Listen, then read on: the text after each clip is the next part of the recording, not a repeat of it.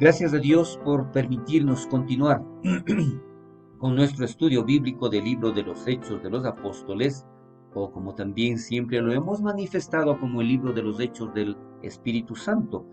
Hoy continuamos con el capítulo 15, pero lo vamos a ver ya en su séptima parte, que estamos ya muy cerca de terminar este capítulo.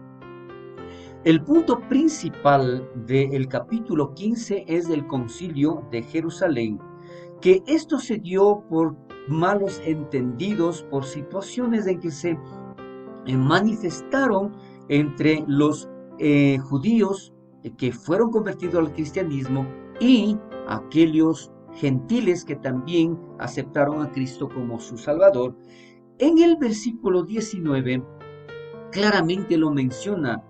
Jacobo dice, por lo cual yo juzgo que no se inquiete a los gentiles que se convierten a Dios, porque había mucha inquietud, mucha incertidumbre en cómo ellos debían proceder, ya que Pablo y Bernabé habían llevado el evangelio, pero nunca lo mencionaron de la ley de Moisés, mientras que un grupo que salió de Jerusalén a seguir predicando, a compartir las buenas nuevas, que eran los judíos convertidos, ellos en cambio mencionaron que debían ser, entre las condiciones que ellos ponían para que sean parte del cristianismo, tenían que ser circuncidados. Pero es precisamente aquí donde vamos a ver la decisión del concilio tiene un enlace que va mucho más allá del mero asunto de la circuncisión. Todo el problema de la relación de los creyentes gentiles con la ley se hallaba bajo discusión y el fallo declaró que ellos estaban exentos de la ley. Es por esto que aquí nosotros vamos a darnos cuenta, y sobre todo Pablo menciona ya más allá en la carta a los romanos, y que es importante mencionarlo aquí porque esto ratifica precisamente de cómo debían haber aceptado el evangelio aquel grupo de los gentiles. En Romanos 6:14 la palabra de Dios declara, porque el pecado no se enseñoreará de vosotros, pues no estáis bajo la ley, sino bajo la gracia. Allí es precisamente de la forma como llevaron el evangelio, como se mencionó anteriormente, tanto Pablo y Bernabé. Entonces aquí lo ratifica también en esta porción bíblica de Pablo cuando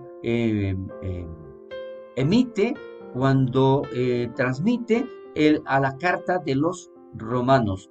Los creyentes gentiles debían mostrar gracia, absteniéndose de aquellas prácticas que serían ofensivas para los judíos piadosos. Entonces aquí se aclara precisamente en este concilio, queda completamente aclarado, y vamos a ver en relación cuando ya se tomó esta decisión, qué es lo que hicieron principalmente Pablo y Bernabé, porque en el concilio fue emitida una carta en la cual detallaban exactamente lo que tenían que hacer.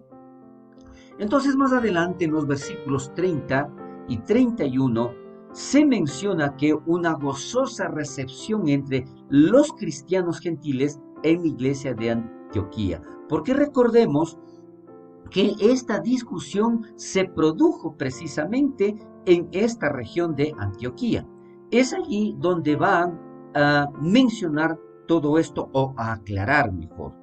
Y reuniendo a la congregación, entregaron esta carta.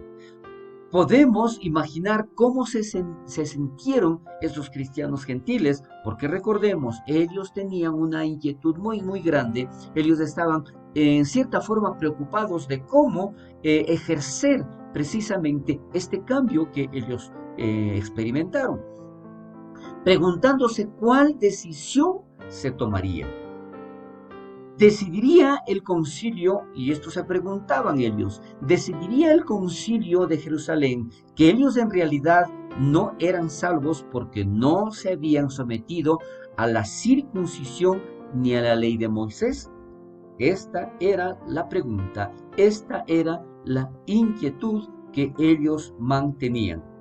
Pero, habiendo leído la carta que se emitió en este concilio, se regocijaron por la consolación, por la decisión que se tomó.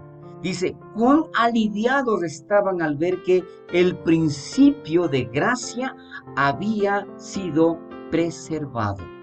Ya no estaban, como mencionábamos allá, de Romanos, ¿no es cierto? De cuando Pablo escribió.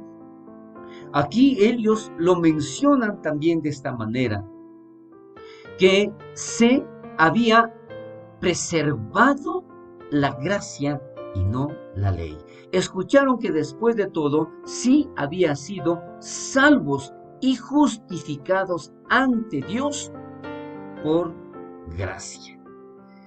Allí entonces se nota y nosotros podemos ver que la ratificación esta era que por gracia sois salvos. Más adelante, en los versículos 32 al 35, la obra del Evangelio continúa en Antioquía.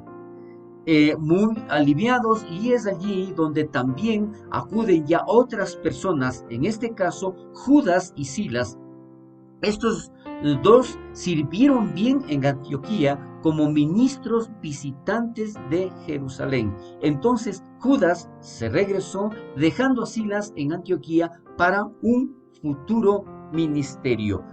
Vemos aquí cómo ya van adicionándose, van aumentando varias personas que siguen predicando el Evangelio, enseñando la palabra del Señor y anunciando el Evangelio con otros muchos. Los ciertos hombres que habían venido de Judea a Antioquía, que lo menciona también allá en el libro este de los Hechos, capítulo 15, en el versículo 1, tenían el potencial de arruinar la obra de Dios en Antioquía y más allá. Recordemos, ellos fueron con un punto de vista completamente diferente. Y esto provocó muchas inquietudes y problemas. Pero en este concilio, como habíamos visto anteriormente, la resolución que ellos enviaron y a través de la carta dejó muy tranquilo a todo este sector. Pero como la situación había sido manejada correctamente, los hermanos fueron fortalecidos y la palabra de Dios continuó avanzando. Esto fue precisamente el resultado o la decisión que tomaron allí en este primer concilio de Jerusalén. Entonces, provocado ya todo esto, tenían ya clara la situación. Aquí se produce el segundo viaje misionero de Pablo, en donde también Pablo elige a Silas como su compañero. Y vamos a ver la razón de por qué se realizó todo esto. En el versículo 36, Pablo sugiere que él y Bernabé regresen a todas las ciudades donde habían plantado iglesias en el primer viaje misionero. Entonces, ¿qué es lo que sucedía? Que él menciona y dice, volvamos a visitar a los hermanos. Eso es lo que menciona Pablo a Bernabé. Pablo hizo mucho evangelismo pionero, donde predicó en lugares donde todavía no había comunidad cristiana, no conocían absolutamente nada de esto. Sin embargo, también entendió la importancia de fortalecer y animar a aquellos que ya eran cristianos, pero necesitaban de mucho más de que se hable de la palabra de Dios. Esa era la motivación inicial para esta segunda aventura misionera. Pablo consideró que era importante reforzar todo aquello que se los había indicado. Entonces, ¿Qué es lo que sugiere aquí? Mencionábamos, ¿no es cierto? Pablo sugiere que él y Bernabé regresen a todas las ciudades. Para ver cómo estaban, era importante que ellos que iniciaron también fueran a reforzar todo esto. Esto muestra que Pablo tenía el corazón de un verdadero pastor. Él no estaba contento con simplemente plantar iglesias, sin verlas cuidadosamente nutridas y creciendo en la fe. Este era el propósito principal de Pablo. Más adelante, los versículos 37 al 41, dice: Pablo y Bernabé se dividen por el asunto de llevar a Juan Marcos con ellos. Recordemos, Juan, el llamado también o conocido como Marcos, y aquí se lo menciona como Juan Marcos, era sobrino de Bernabé y era un hombre piadoso que quería involucrarle a su sobrino en la misión, tanto en la primera como en la segunda. Entonces Juan, el que tenía por sobrenombre Marcos, Juan Marcos había dejado previamente al equipo misionero. Recordemos allá en Hechos 13:13, y lo vamos a ver, bajo circunstancias que parecían ser poco honorables. Probablemente esto hizo que Pablo no quisiera confiar en él para futuros proyectos. Pero es aquí donde declara en este versículo: habiendo zarpado de Pafos, Pablo y sus compañeros arribaron a Pergué de Panfilia, pero Juan, apartándose de ellos, volvió a Jerusalén. Y esto es lo que provocó, digámoslo de esta manera, el disgusto en Pablo por la situación como se presentó. Entonces, Bernabé quería, pero Pablo no le parecía bien. Aquí el escritor del libro de los Hechos, Lucas, no nos dio una pista sobre quién tenía razón y quién estaba mal en la disputa entre Pablo y Bernabé. Pero cuando es bueno, es bueno cuando surgen disputas personales entre aquellos que sirven en el ministerio. Esto no podía continuar de esa manera, tenía que ser aclarado, tenía que saberse exactamente qué es lo que estaba pasando. Y hubo tal desacuerdo entre ellos que lamentablemente, donde quiera que haya un tal desacuerdo, alguien está equivocado, desde luego, y generalmente hay error en ambos lados. En este caso, ¿no es cierto?, tenía Bernabé el deseo de llevar a su sobrino, pero Pablo consideraba que no era oportuno. No había forma de que tanto Pablo como Bernabé estuvieran caminando en el Espíritu sobre este tema. Había que solucionarlo. ¿Por qué? Se separaron el uno del otro, lamentablemente, por estas circunstancias. Entonces Pablo, acompañado por Silas, y Bernabé, acompañado por Marcos, se separaron cada uno yendo a diferentes campos del ministerio. Vemos aquí que es difícil saber si su relación personal estuvo tensa por un periodo prolongado. Como cristianos estamos obligados a resolver problemas en nuestras relaciones con otros antes de ministrar para Dios. Recordemos allá en Mateo capítulo 5, 23-24, dice: si alguien tiene problemas con otras personas, deje su ofrenda, arregle el problema y ahora sí regrese.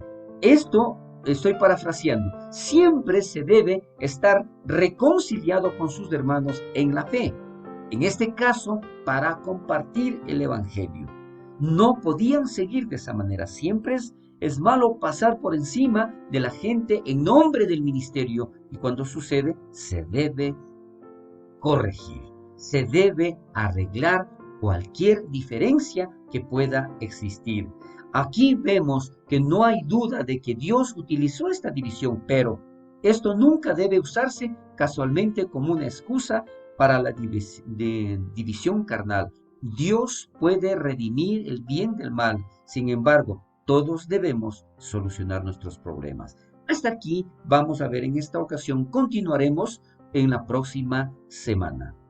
Que el Señor bendiga y recuerde, esto es de mucha importancia, poder saber qué mismo pasó con Pablo y Bernabé.